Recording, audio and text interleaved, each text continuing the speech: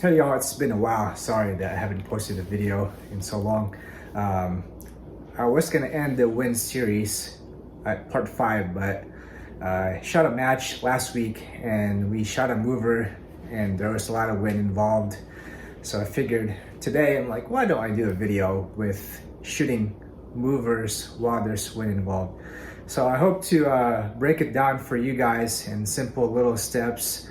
I've personally come up with a plan or a process that's worked for me for the past few years, and my hope is to break it down for you guys in simple little steps so that whenever you guys see a mover, you don't feel overwhelmed. Most shooters, whenever they see movers in the course of fire, may feel overwhelmed and not know what to do. And my hope is that you guys come away after this video with good tools to use on how to approach that stage. There is going to be a little bit of math involved, but if you know how to add or subtract, this is something that's super easy. It's not going to be super crazy math. It's just simple math.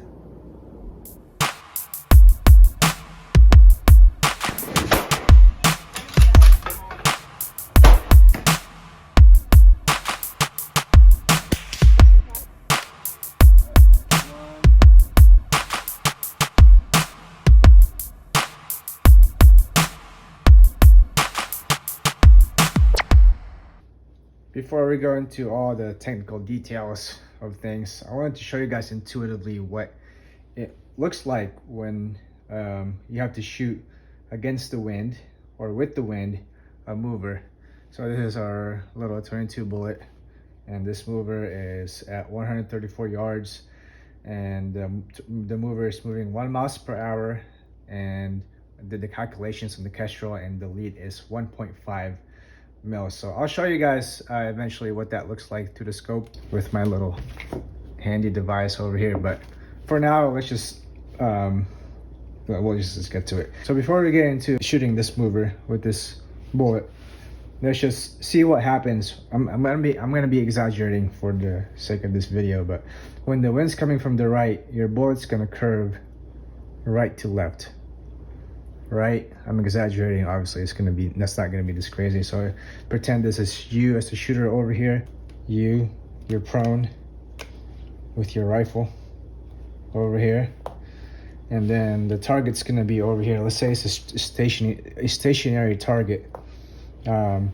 Obviously, if the wind's coming from the right, you're gonna want to aim right so that the bullet hits the target, because if you don't, you're gonna miss off the left.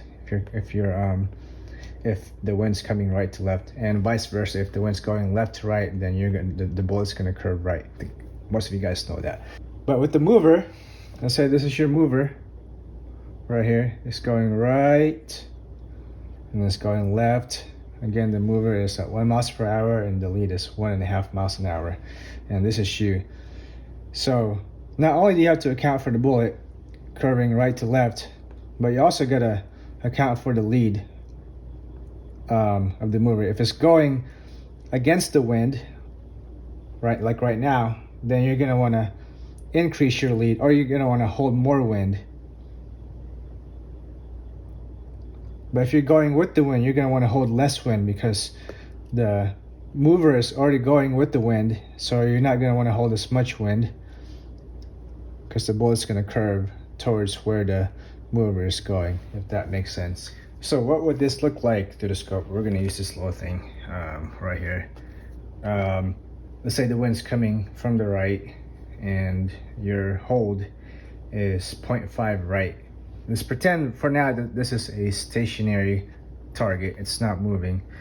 Then if you're shooting it, you're gonna want to hold 0.5 right. If this is your bullet, you're gonna want it to curve towards the middle of the target, because the wind's coming from the right, so that wind's gonna push the bullet left. But what if the target is moving left to right? If it's moving left to right, not only are you gonna wanna hold 0.5 right, you're gonna wanna add to your lead. So 1.5 plus 5 is 2 full mils. And what if your target is moving right to left? Well, first of all, before the target moves right to left, let's pretend this target is stationary. So if it's not moving, you're just holding 0.5 right. So your bullet will curve into it. But if it's moving right to left, you're gonna wanna put your lead in as well. So you're basically you're holding right 0.5, but you're gonna wanna come left another 1.5. So from 0.5 right to 1.5 left is basically your lead. So you're gonna wanna hold 1 full mil. So there's something intuitively that you wanna get in your head is if the target is moving left to right, you're gonna wanna hold more wind. If it's moving right to left, you're gonna wanna hold less wind. In this instance, if it was moving left to right, I was holding 2 full mils. But if it's moving right to left, since it's going with the wind, I'm just holding 1 full mil. I'm holding less wind. I like this little acronym. It's called AMWL. So against wind more. So if you're going against the wind, like in this case, if it's going left to right, I'm gonna hold more wind. But if it's going with the wind, and this W stands for with wind less, I'm holding less wind. So again, AMWL, against the wind. If it's going left to right, I'm holding more wind. If the target is going with the wind, I'm holding less wind. So that's method number 1 that I like to use.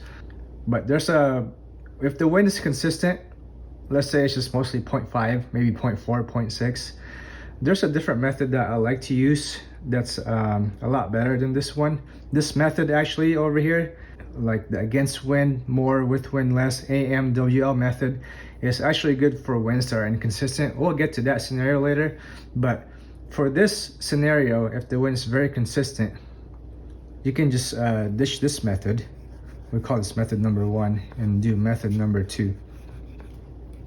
Method number 2 is when you dial 0.5 right on your turrets. So on your windage, you're gonna dial 0.5 right, 1, 2, 3, 4, 5. And instead of holding more when it's going against the wind and holding less when it's going with the wind, all you have to worry about is your lead, because you already dialed your wind. Your turret already took care of this part, so all you have to worry about is the 1.5. If it's going left to right, you're just holding 1.5, which is what the lead is. If it's going right to left, then you're just leading it 1.5. So now let's go back to method 1. We talked about method 2, and method 2 is when I like to use that when the wind is consistent. But what if the wind is not consistent? This is how I write my dope card. But what if the wind is from like 1 mile an hour and the average is maybe 5, and then the high is like 10 miles an hour, right? So you're going from 1 to 5 to 10. Within the stage, you can go from 1 mile an hour to 10 miles an hour, which has happened before. A very common scenario. Then you can't just dial out your wind, and because you're gonna have to keep changing it over and over again. So what I guess you could, but for me that's more complicated personally. But this is the method I like to use, which is method 1. Method 2 is when you dial out your wind and all you have to worry about is your lead. But let's go back to method 1. Method 1 is the AMWL method. Against the wind, you hold more, and when you're going with, or when the target is going with the wind, you hold less.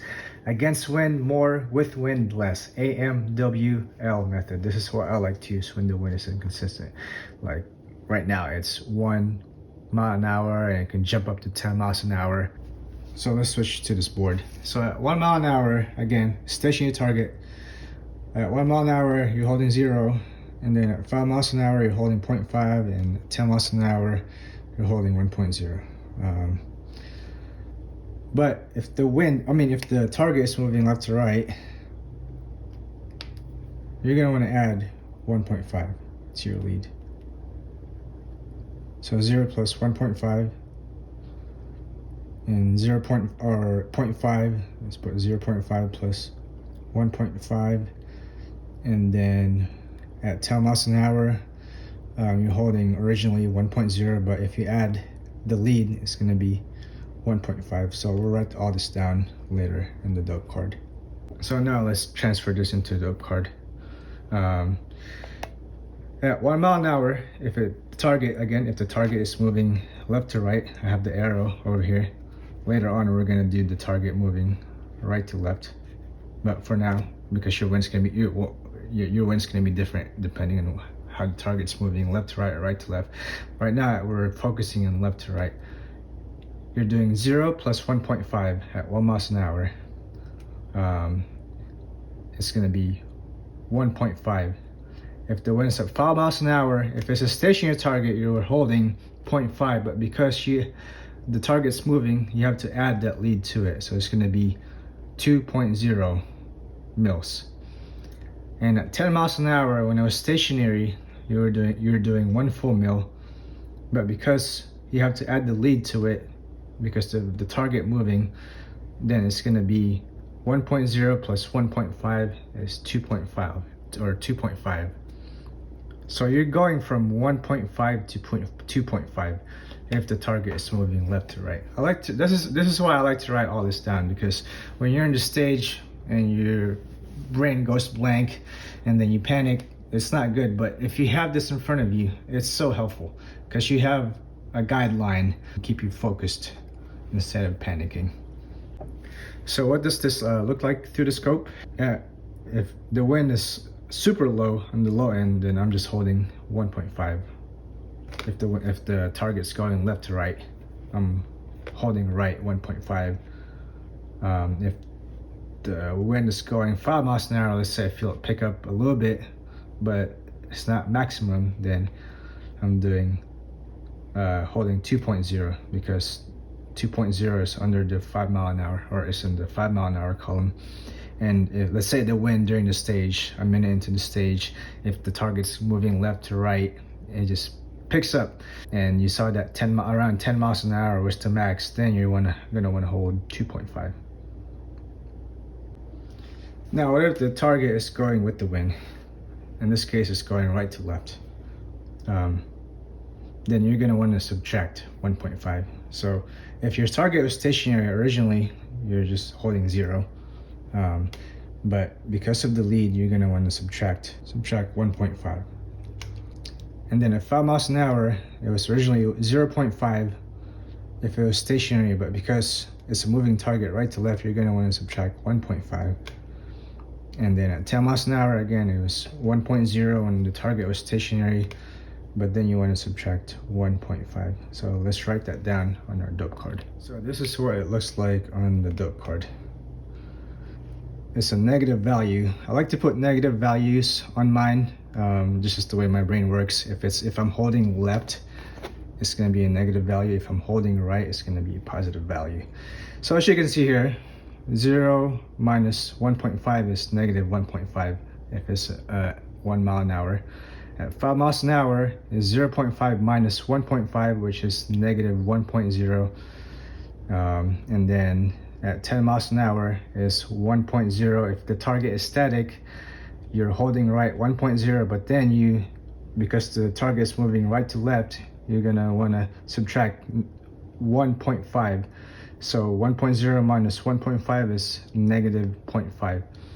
On this area, on this row right here, if the target's going left to right against the wind, you can see that there's more wind on the value. But if the wind's going left to right, right to left with the wind, then the wind is less. So what does that look like through the scope? I'm glad you asked. So at 1 mile an hour, again, it's going to be 1.5 left because the target's moving right to left.